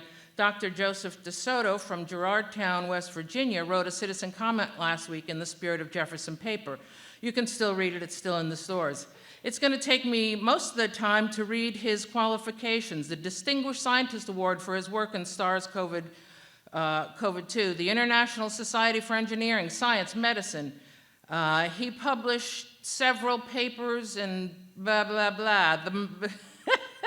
It's just too much. It is for his seminal uncovering of the pathophysiology of COVID that award has been given. In addition, he worked diligently to save hundreds of lives on the Navajo reservation where COVID had a 5.4 death rate. And yet, and also he obtained his MD in medicine and PhD in pharmacology from Howard University and has 3 other college degrees. And yet he is concerned about our schools. Part of what he wrote is, I've been a former dean, professor, and educator for over 25 years. I've seen the complete destruction of education in the country. Today's high school diploma is easier to obtain than an elementary school certificate 25 years ago. Today's high school valedictorian would be a below-average student in the past, and the average student would be in special ed. The Jefferson County Board members, Kathy Skinner, Lori Ogden, and Mark Osborne, have perpetuated the debasement and harassment of teachers, interfered in the classroom, and in my professional opinion are not fit to sit on the school board. It is time to say no more to the destruction of education in West Virginia and in this country. The teachers are the first accused are school teachers, yet a close look shows that they have also been victimized with their hands tied, having to follow policies that are nonsensical, that interfere with their job, and often Thank you, Ms. punish Curran. them for doing their job. Thank you.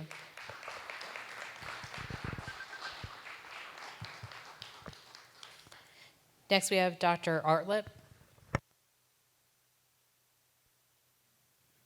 Good evening, Board. For a change, I'm not actually going to address any of this other stuff. I'm addressing science policy tonight. It's my understanding that the board made a change in how elementary science is presented. My understanding is it's been subsumed into math and English. That's absolutely backwards. I'm a science professional. I've been in science for 30 years now, and I've been presenting science content at the elementary, middle, and high school levels here in Jefferson County for 12 years now. About the time my daughter entered elementary school at Shipley. I've also judged science fairs. It's really, really important that, if anything, math feeds into science. Oftentimes my daughter would say, "Why am I learning this?" Only to try to say, okay, this is how it feeds into science. And science is so important, along with the mentoring that the teachers give. I was in touch with my 5th grade teacher who taught me science for 50 years until he finally passed away last month at 96. And I thank him for my love of science. The other part of this is to think about the budget in the future, especially for science, especially at the high school levels. Oftentimes the biology teachers, they go through a lot of what are called consumables. Things that just, they're one and done. Plastic pipette tips can't be rinsed out and reused. It would mess up the subsequent work. A lot of the reagents or the chemicals that are used in the kits, that, especially in AP biology, that stuff gets used up or it has expiration dates. And unfortunately, the stuff is expensive. I know every time my technician comes to me and says, "Can I buy this?" And I have to look and do the calculator, I wince, but I purchase it because we have to get the work done. And I think we shortchange our students if our teachers don't have the adequate resources to purchase these items. Thank you.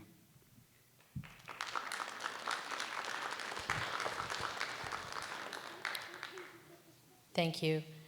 Next, we have the consent agenda. Ms. Loring, any changes? No, ma'am? All right, is there a motion to approve the consent agenda?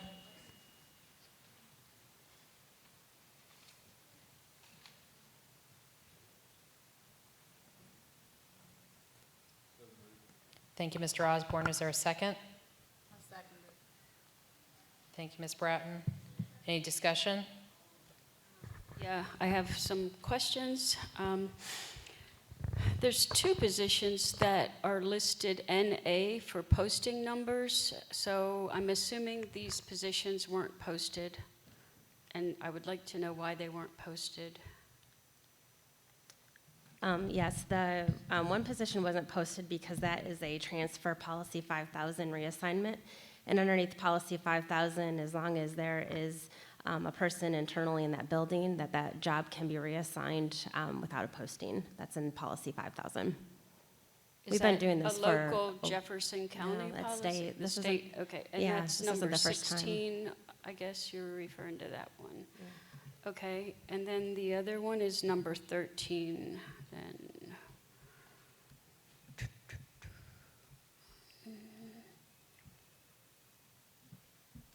13 on the superintendent It's sign another off. transfer. It's number 13 on the second set, the superintendent sign off. Yes, this is also a reassignment for interim acting position, and therefore a posting isn't necessary. I can't, what did you say? It's a reassignment. It's an internal reassignment, and so for posting isn't necessary.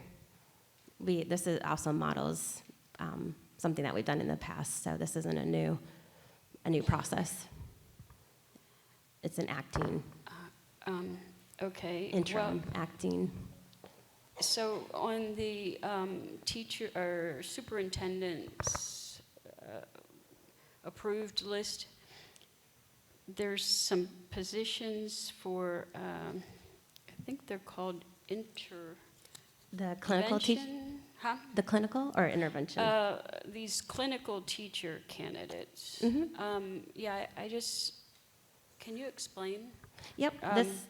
A couple things. I have some questions about the qualifications. Sure.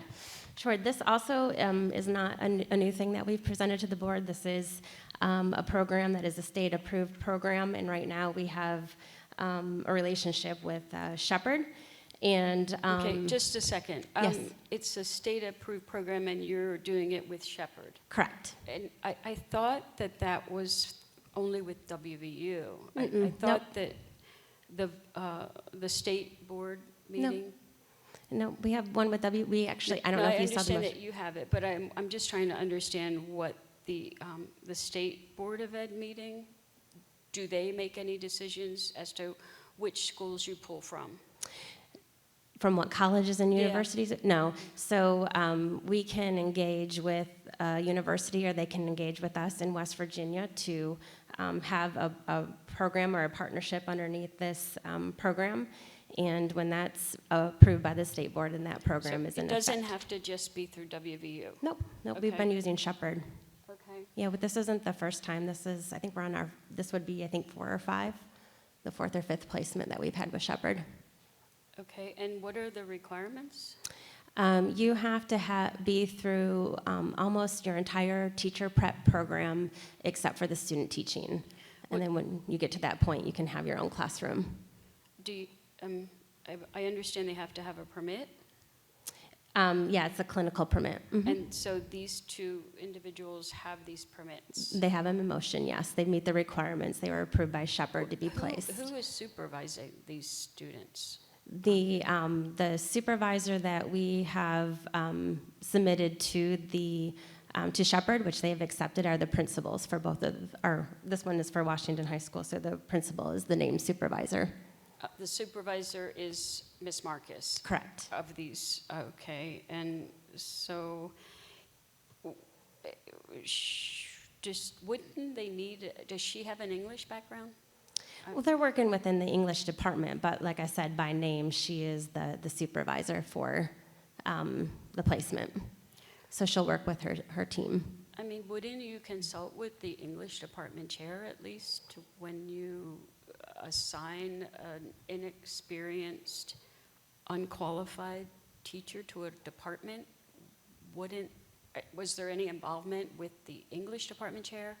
I can go back and ask the principal. The principal is who is designated for making the hiring selections for a school. I would just think that, you know, the English department chair would have some input and be advised. And, okay. Do they need to complete the praxis tests in order to participate in this program? Yes.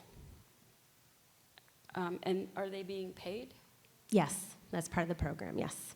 And what are they being paid? Like, how do they get paid? Are they on a teacher salary or? They are, but not at the bachelor's degree. So they start at the tier below the bachelor's degree, since depending on what they have. But most of the candidates are in the process of completing their bachelor's degree. So it's the tier below the AB0. So it's below the bachelor's, you say? Yep. And I'm assuming that they would have had a background check. And yes. Yep. They have to submit all that to the Department of Education to get that permit. I'm just concerned that that they may not be getting enough supervision and being so close to the age of the children that they are teaching. And are they alone in these classes? They are the teacher of record, so they would have the same supervision of students as your classroom teacher would. So they have the same, so a 20-year veteran teacher who's completed, you know, a bachelor's at least, they have the same responsibilities and duties as this young person who hasn't graduated from college, maybe a 20-year-old without the full credentials and experience, without any supervision. I mean, have they at least had student teaching?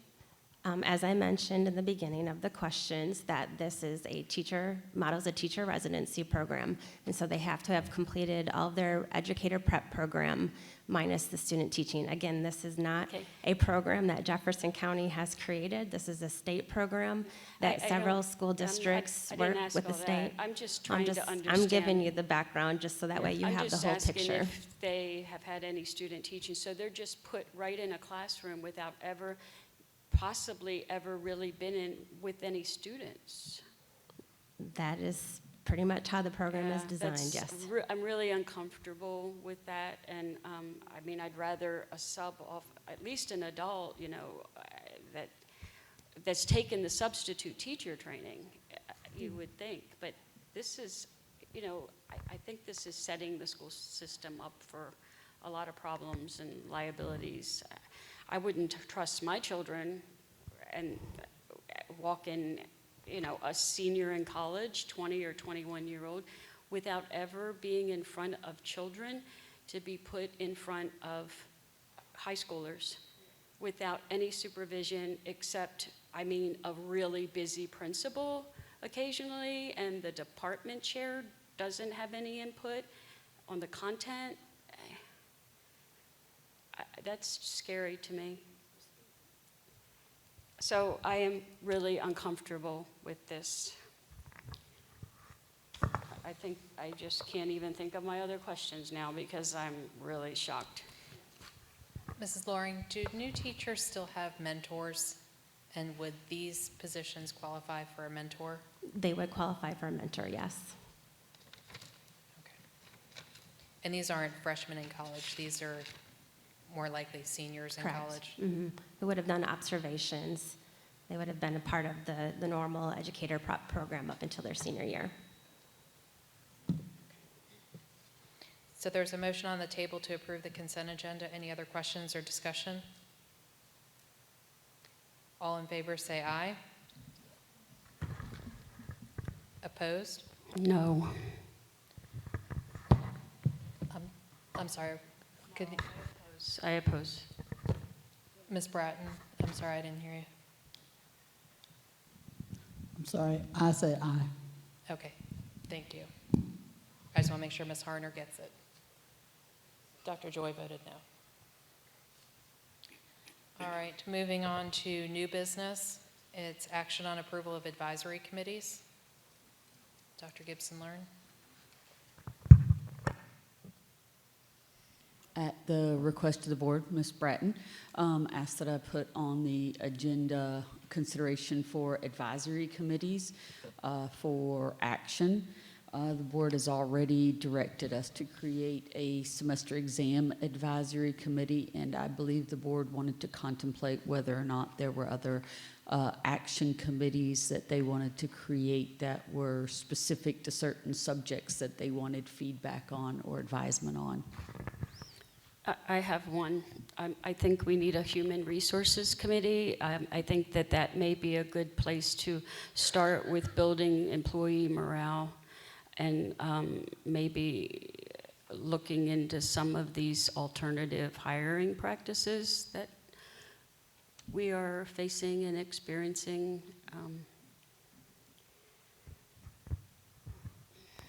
Another one I think we've talked about is the discipline policy we wanted to look at so that we can better support staff in the classrooms for student behavior.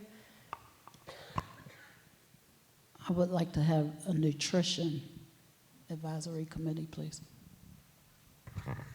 I think we definitely need a special ed advisory committee.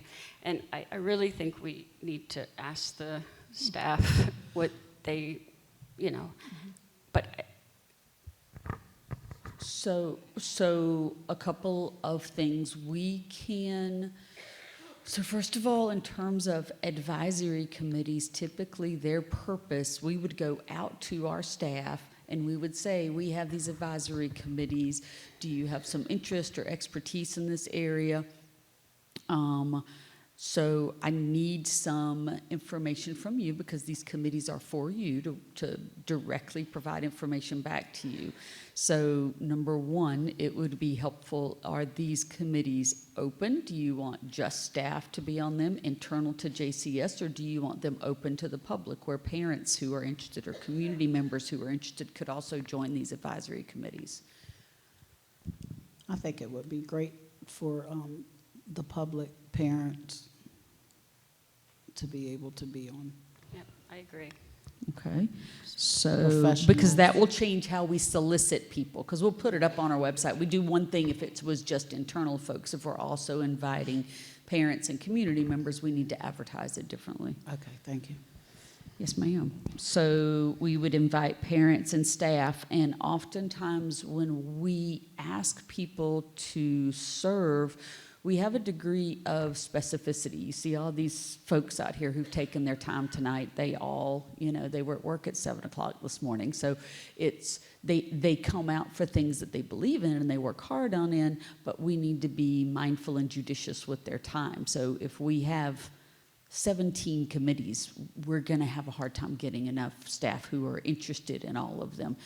And people will often ask before they'll sign up, when do we meet? How often do we have to meet? How long does this committee go on?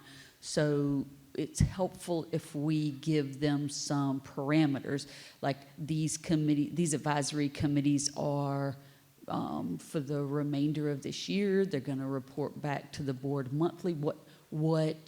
What questions are they contemplating? Because, if you make things too broad, just come in and talk about nutrition, that's going to be hard. Usually we bring them together and we say, here are sort of the questions that we want you to answer or things that the board is wrestling with. And then the advisory committee comes back and says, this is how we think you should approach this. So I I can certainly put out, we're looking for people for these committees, but I need some direction from the board about what do you want them to bring back to you?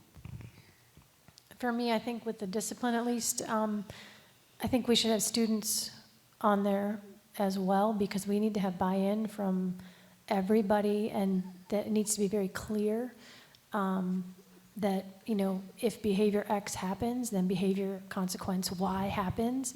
And I think we've heard that more than anything about how difficult that has been. So for me, I would say that the goal would be to look at the current discipline policy and how that affects students and, you know, teachers, and how they feel at this point that they don't feel like they have support. Administration maybe doesn't feel they have support. And then with parents as well, knowing that this is what's been decided on, everybody's had an input, this is the policy, these are the consequences. Certainly. Now, the edits to the discipline policy were one of the goals that the school board set at the beginning of the year. So we have met with students at every middle school and at every high school. We have a superintendent's advisory committee. They've met monthly. We've had groups of parents going through those. We took our first round back to the faculty senate. Actually, the faculty senate chairs will look again at the next round of feedback at their meeting this Thursday. So that, once again, has a very specific ending. We're saying we're looking at changing this discipline policy, and as you go through these ideas, the end goal is we come back to the board and we make recommendations for changes in discipline policy. So, like with school nutrition, are we looking at them giving advisement on revisions to the nutrition policy, or coming up with a specific new program, or just looking at healthy changes in diet, like, so that I can give them some, here's what you're doing? Well, I mean, all of these could be, what do they see a concern? What are their concerns? What is a need? And what are their solutions? You know, they have a problem, there's too much sugar in the cafeteria, and their solution, fruit, or, you know, those kind of things. Do they have any special programs they want to implement, like the program of the conference consortium with Dr. Cucuzella, I think is, right. you know, so do they have any special presentations or conferences? And with that, I think we may need to set aside some from the petty cash, or whatever you call that, some money for these different groups, so that, you know, they can have a seed fund to, in case they want to do teaching the kids how to do juicing, and, you know, for lunch, and they may need some supplies. So I think we could give funds to these different groups, and perhaps any teachers who volunteer to be a part of it, the time that they put into it, maybe that could take away from, because some teachers, you know, if they go to a dance or they do certain things, they don't have to come the last day of school, those kinds of things. So maybe they can get credit towards either, you know, time, or if there's a way to, you know, give them a financial reward or incentive to help. Those are things that I'd like to see. But I think each committee would be tasked with coming up with a plan for themselves, when they're going to meet, do they have open enrollment, how long they meet, and what they set for themselves as a vision for their group, and with the minimum expectation that we hear what the needs are and plans they have to resolve them. Like morale was mentioned tonight, teacher morale was mentioned. Many problems and issues with human resources have been mentioned at least every board meeting. So those are, we know their concerns, and they would meet, discuss, and take a couple and bring back their solutions. What do you think? So in terms of advisory committees, and again, make sure there's a very clear understanding, you are asking that we solicit both internally and externally for an advisory committee on semester exams and coming back to the board with their questions, concerns, suggestions for that. Special education, questions, concerns, suggestions, school nutrition, discipline, and human resources. Is that accurate? I think it's a good start. So we can solicit for these. I would also state that the management of these, because someone has to, as Ms. Horner, the clerk of the board, someone has to solicit these individuals, keep the list of all of them, create agendas, give everybody information, do the follow-up. So are there board members who are attached to these advisory committees? Who do you envision is doing the work of managing these committees? Well, I'm happy to help Ms. Carmen with the nutrition and special ed and human resources. I'm happy to do all those, and so I guess I think maybe I'm asking, do you envision that the staff are managing these advisory committees and then they come back and report to the board, or that the advisory committees have board members on them and then the board members come and report back? I would say the board members would come back and report. We would be on the committees, and then we would come back and report to the other board members. The other option would be to have the To the committee public. elect their own chair and have that person come back and communicate with us. The board, okay. And the advisor, so the advisory committee can decide among themselves once they are constituted who they want to select as their leader. Okay. We can do that. And then is it your wish? So will board members still get to be on the advisory committees? Is that? Again, you can constitute it as you wish, as long as there's not, of course, you can't have a quorum at these, or there'll be a public board meeting. Whether it's you guys have them come back and report to you on regular intervals, or you guys all divvy up the committees. You do that some now with the other committees, like where you each have assignments. So it can go either way. We can make it work either way, whatever works best for you.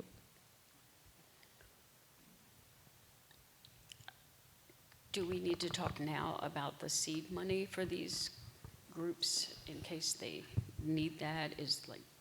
I would think they could probably come back and make a request, because right now it wouldn't even, who knows what that amount would even be, or whether or not it would be something that we could get grant money for, or it's something that could come out of a fund that we already have. So, right now I think the work is just making sure we can sort of describe these committees to people, because people don't want to sign up for something that they're not sure what they're committing to. They have so many other commitments in their lives. So doing that description, getting it out to people, giving them a timeline for signing up on it, what they can expect in terms of a commitment, in terms of, how often are we going to meet? What are you expecting from me?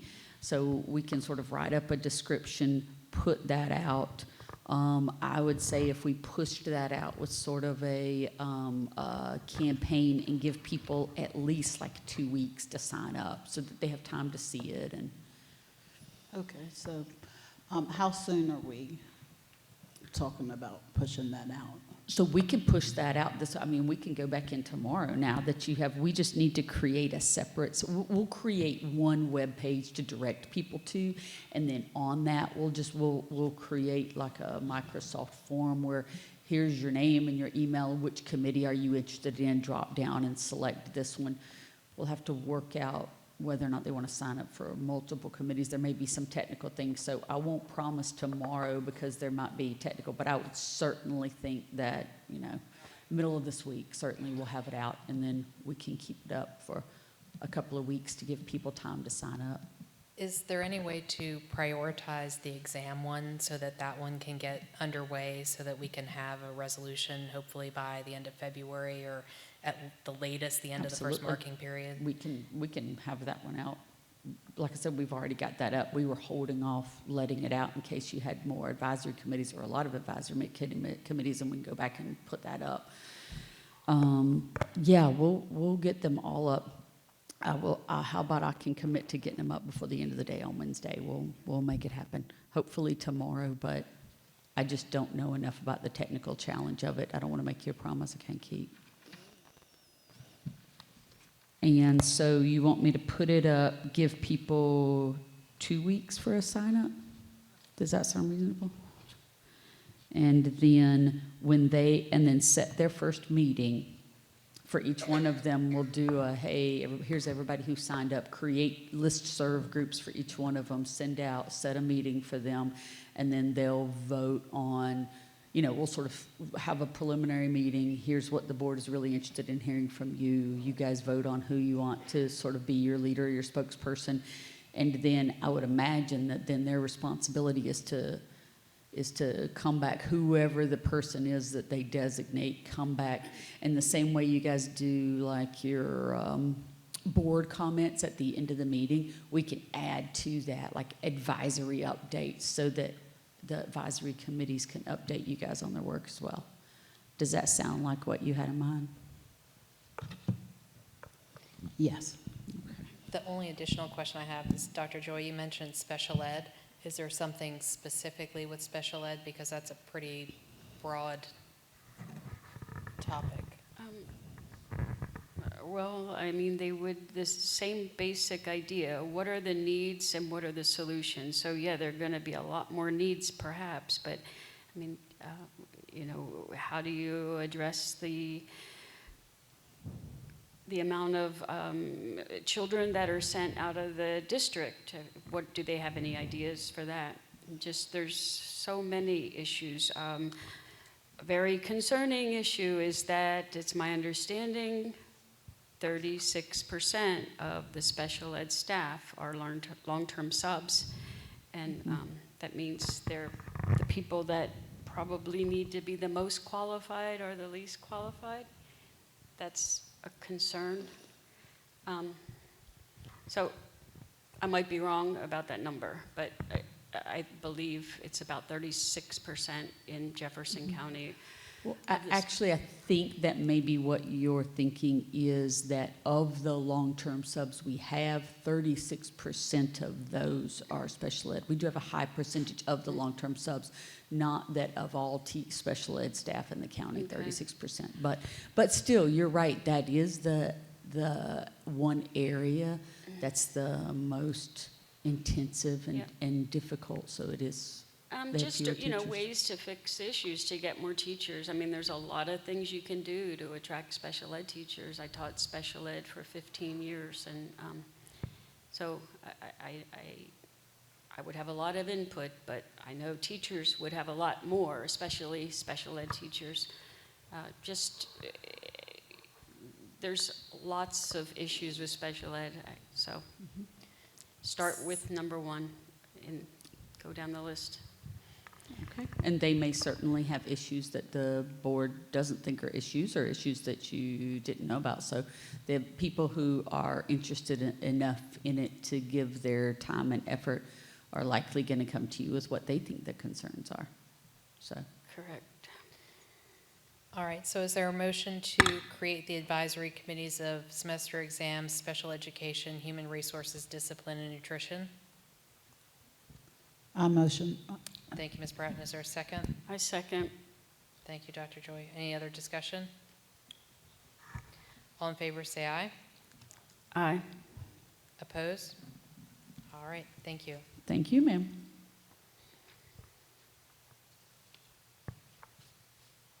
Next, we have board member comments and committee reports. Mr. Osborne. I was able to attend the Blue Ribbon School Celebration at C.W. Shipley. I would like to say congratulations to the students and staff. It was a nice celebration and a very nice program. Thank you. Mrs. Ogden? Dr. Joy? Oh, okay. First, I wanted to thank all the teachers and staff who came out and all the public who came out to support the teachers. I appreciate that all the work you do, but that you were good role models for the students and voicing your concerns in a respectful manner. I wanted to recognize a few students that placed in the science fair first place in her category. These are just people that tell me, so if I don't get the information, I don't know your names, but Hazel Hitt was first place in her category for the science fair. Coach Lowry was inducted into the American Baseball Coaches Association Hall of Fame, which is an incredible, amazing thing. Miss Holmes, Lynn Holmes, Jefferson High School Service Personnel of the Year, wanted to recognize her. One of our former bus drivers, Tina Renner, was elected to public office, and she was here tonight, so I appreciate and applaud her for her success.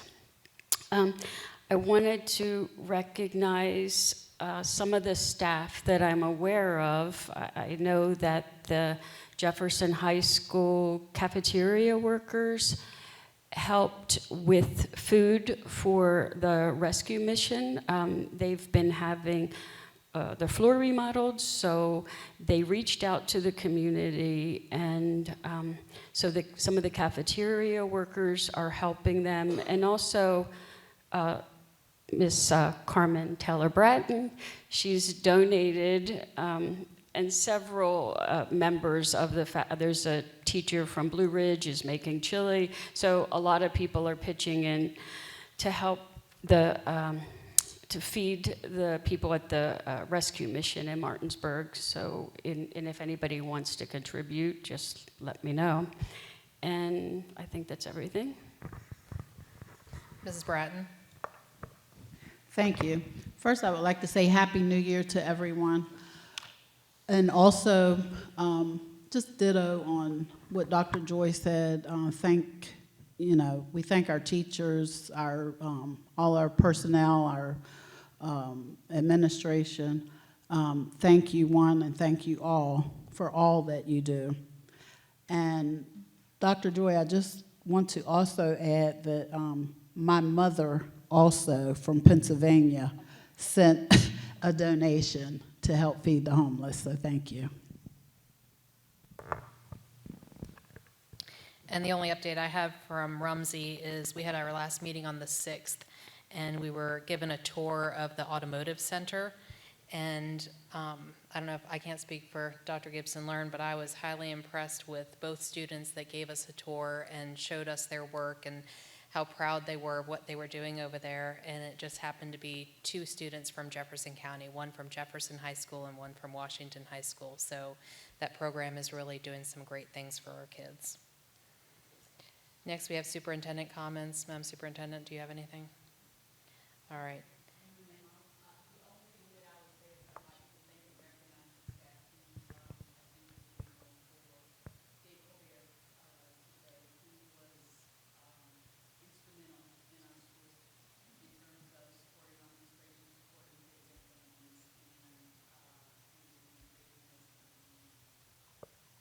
Absolutely. Thank you. And we have no executive session tonight, so 8:03, meeting adjourned. Thank you.